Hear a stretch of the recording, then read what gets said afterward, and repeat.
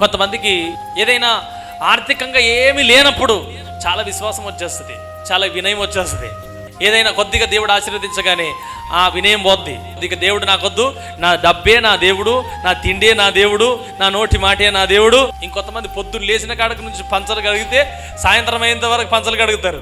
వాళ్ళు ఇల్లే దేవుడు, వాళ్ళకి శాశ్వతమైన గుడారం కాదది, తాత్కాలికమైన గుడారం. ఆ గుడారంలోంచి ఒక రోజు వెళ్ళిపోతావు. నీ ఇల్లు నీకు దేవుడు కావద్దు. రెండవది, నీ ధనము నీకు దేవుడు కావద్దు.